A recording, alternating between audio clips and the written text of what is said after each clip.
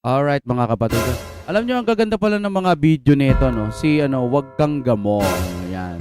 Pinapanood ng misis ko to eh. Nakita ko, gawa na lang din natin ng reaksyon. Ano siya, napakaganda ng kanyang sense of humor.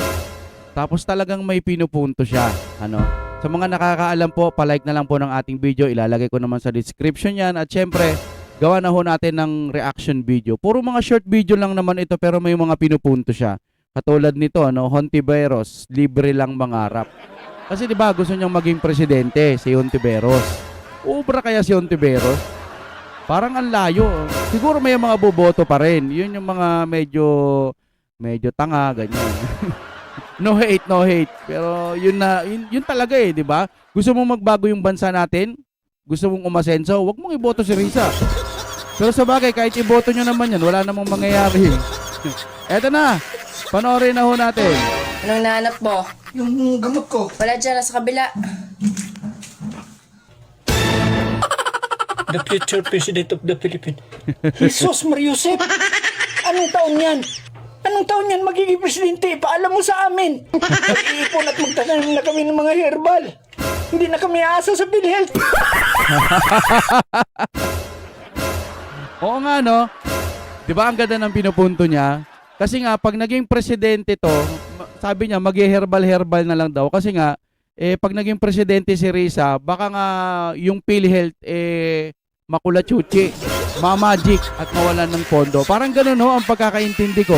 Kasi nga, nitong mga nakaraan, usap-usapan nga po si Risa Hontiveros patungkol doon sa PhilHealth. Kaya pag naging presidente si yan, Hontiveros, mag-herbal-herbal na lang tayo. Kasi wala na tayong aasahan lalo sa PhilHealth. Yung humor niya, pero di ba may pinupunto, no? Hindi man magkatotoo, ibig sabihin parang pababayaan. Okay, scroll na tayo mga kapatid. Yan yung pinaka-latest niya kasi 1 hour lang, ano? Yan, ilalike na ho natin lahat ng kanya itawa tayo. Yan. Next, ito.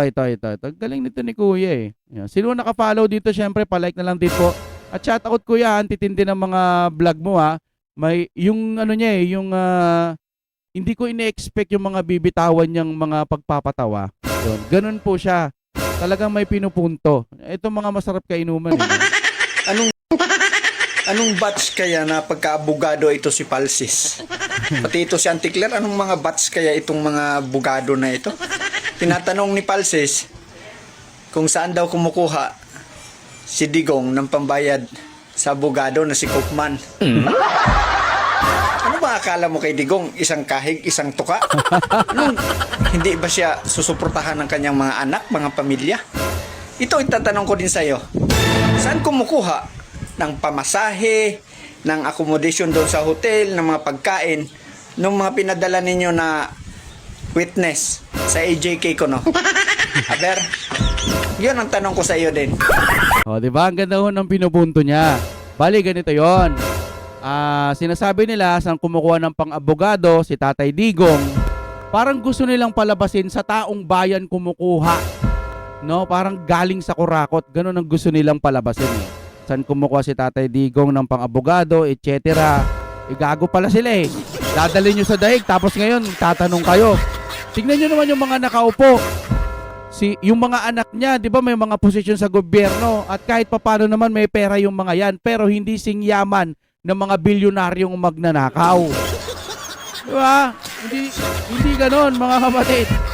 Saktong may pera lang ang mga Duterte. Kasi nga may mga trabaho sila eh, tatanungin ninyo. Ngayon, etong magandang tanong.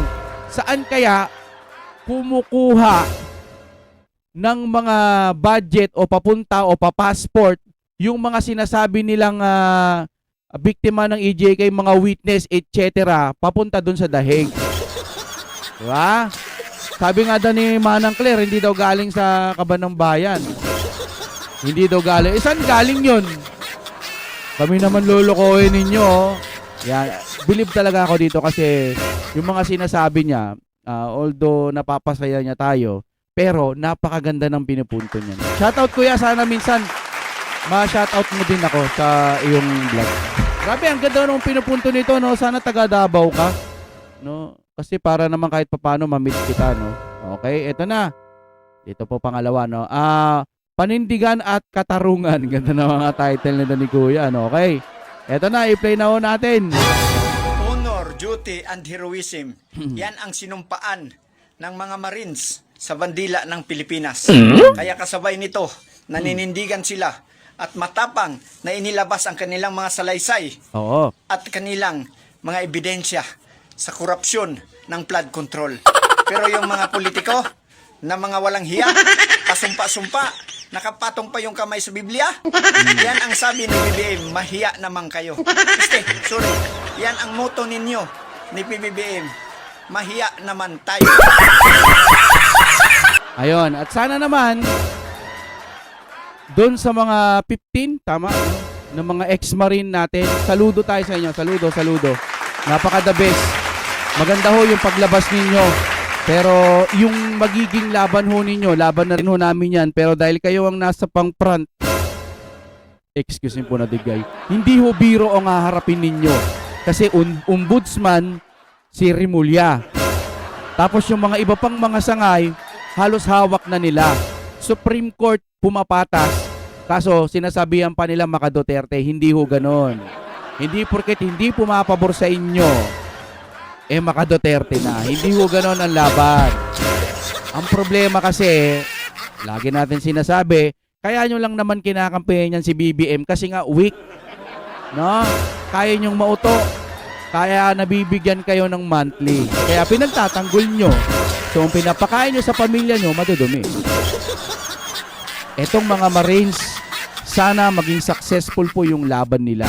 At sana si PBBM, yung kanyang sakit, ma-update naman tayo. Para mabigyan tayo ng patas. Okay, kuya, panindigan at katarungan. Okay, maraming salamat sa ating mga mga Marines. Okay, back scroll na naman tayo. Ito. Hey, visit the front. Yan. Ito, dito tayo. Ang pamagat naman nito ay huwag kang Oh? Ano ang meron dito mga kapatid? Dinadala. I-play na natin.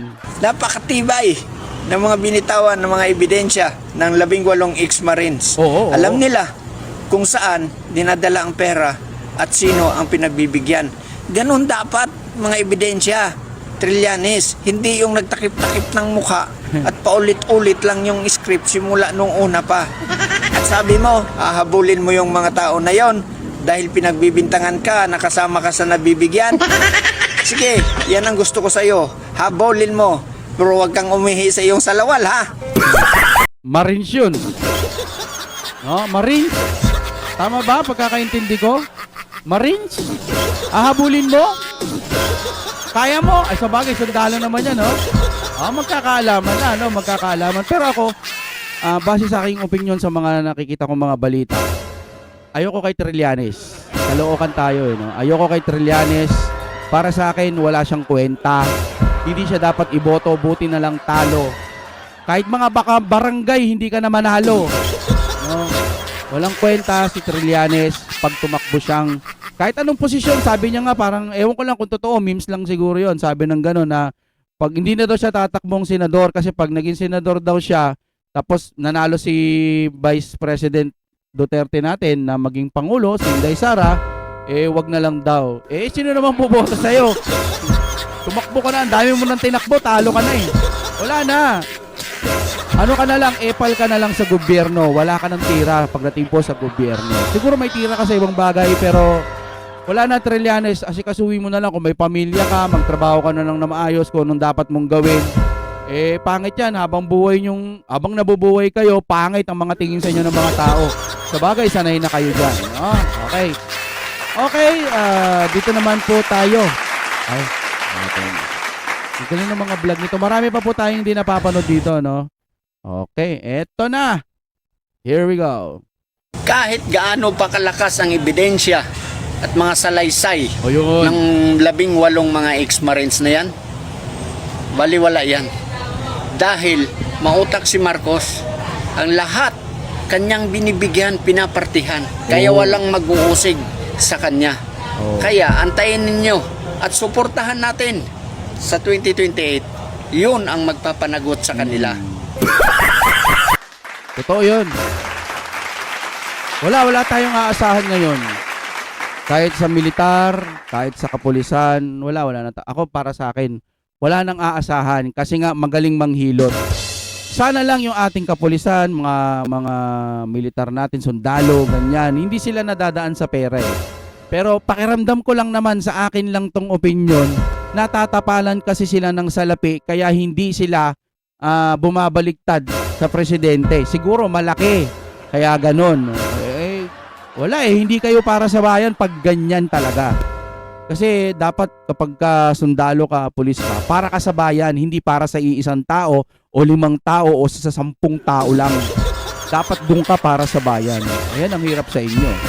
Sana lang yung mga namumunong mga, lalo na yung militar, mga pulis, sana dapat yung mga magagaling talaga, no? Ilagay, hindi yung mga malalambot na pag nilagyan lang ng pera, wala na.